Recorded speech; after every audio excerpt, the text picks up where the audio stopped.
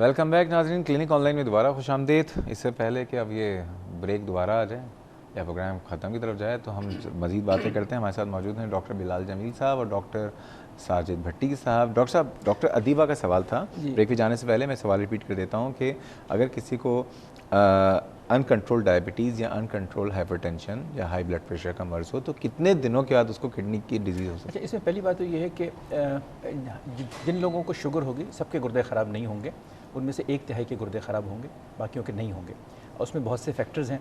अच्छा, उनमें जाए बगैर जिनके गुर्दे ख़राब होंगे वो तकरीबन 8 साल के बाद किडनी पे इफेक्ट पड़ेगा अगर डायबिटीज़ अनकंट्रोल हो।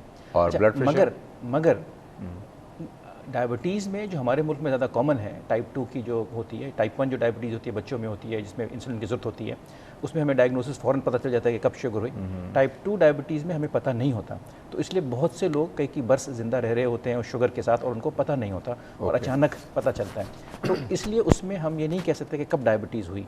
तो इसलिए उसमें ये कहा जाता है कि जब डायबिटीज़ डायग्नोज हो उसी वक्त से गुर्दों को चेक करना चाहिए और अगर नॉर्मल हो तो एनुअल स्क्रीनिंग करनी बहुत चाहिए। शुक्रिया। डॉक्टर साहब, ये बताइए कि अगर किसी को खुदा ना खास्ता गुर्दे की कोई बीमारी है तो वो क्या अलामतें होती हैं, क्या साइन सिम्टम्स होते हैं जो कि अलार्मिंग हो उस वक्त उनके लिए, वो फ़ौरन जाके अपने डॉक्टर को रुजू करें?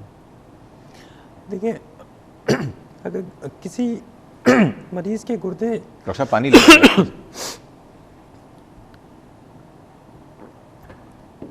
ये कि किसी मरीज़ के गुर्दे शुगर या ब्लड प्रेशर की वजह से ख़राब हो रहे हैं, अर्ली स्टेज के ऊपर उसको डिटेक्ट करना उनके लिए मुश्किल होता है क्योंकि डिज़ीज़ उस वक्त साइलेंट होती है।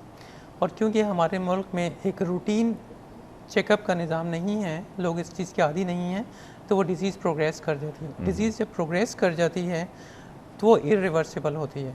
अच्छा, यानी वापसी नहीं है उसमें? वापसी नहीं है, खराबी है, खराबी है, बहाली नहीं है। फिर बहाली नहीं है।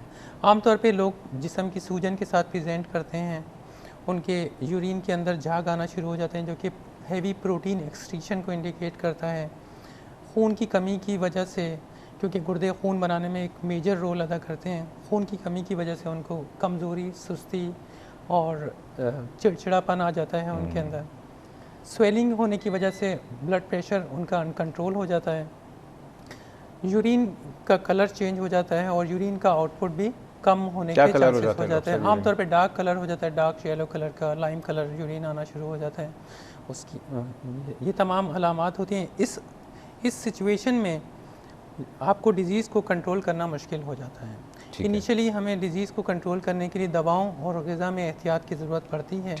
लेकिन जब डिज़ीज़ इतनी ज़्यादा प्रोग्रेस कर जाए कि गुर्दे का फंक्शन 15% या उससे लेस हो जाए तो उस वक्त आपके पास गुर्दे की सफाई यानी कि खून की सफाई जिसको हम डायलिसिस कहते हैं, उसके अलावा कोई चारा नहीं होता, या ट्रांसप्लांटेशन के अलावा कोई चारा नहीं। डॉक्टर साहब, आखिरी बस 10 सेकंड है, ये बताएं इस तमाम लोगों को क्या वर्ल्ड किडनी डे पे आप क्या मशवरा देंगे? मैं ये कहूँगा कि सब लोगों को जिनकी उम्र 50 साल से ज़्यादा है, जिनको शुगर की बीमारी है, जिनको ब्लड प्रेशर की बीमारी है, जिनके ख़ानदान में किसी को गुर्दे की बीमारी है, किडनी फेल नहीं कह रहा, उनको कोई ऐसी बीमारी है कि जिसमें किडनी इफ़ेक्ट हो सकते हैं, उनका मॉलेज कहता है, उन सबको अपने गुर्दे की स्क्रीनिंग करानी चाहिए।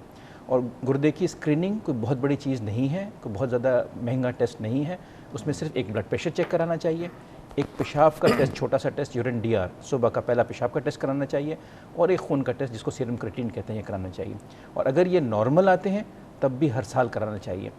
अलामतें कुछ भी हों मगर इसका कोई और नेमत बदल नहीं है, ये हर आदमी को करना चाहिए। बहुत बहुत शुक्रिया डॉक्टर बिलाल जमील साहब, डॉक्टर साजिद भट्टी साहब, आप दोनों इस प्रोग्राम में आए। ऑल्दो आज बहुत ज़्यादा बातें नहीं हो सकी हैं, लेकिन ये कि कोई बात नहीं, ये प्रोग्राम चलता रहेगा और इंशाल्लाह ताला आपको जो है हम तकलीफ़ देते रहेंगे। हमारी दुआएं आप दोनों के इदारों के लिए कि अल्लाह ताला आप लोगों को मज़ीद और इस्तिक़ामत दें कि जिस खुलूस नीयत के साथ आप लोगों की खिदमत कर रहे हैं, अल्लाह ताला मज़ीद आप लोगों की खिदमत करवाने की तौफ़ीक़ अता फ़रमाए। बहुत शुक्रिया नाज़रीन, ये था हमारा आज का प्रोग्राम। और एक बात जैसे कि डॉक्टर बिलाल जमील साहब ने और डॉक्टर साजिद भट्टी साहब ने फरमाई है कि हम डॉक्टरों के पास बताए कब जाते हैं, जब हम बीमार हो चुके होते हैं, जब कोई तकलीफ़ होती है।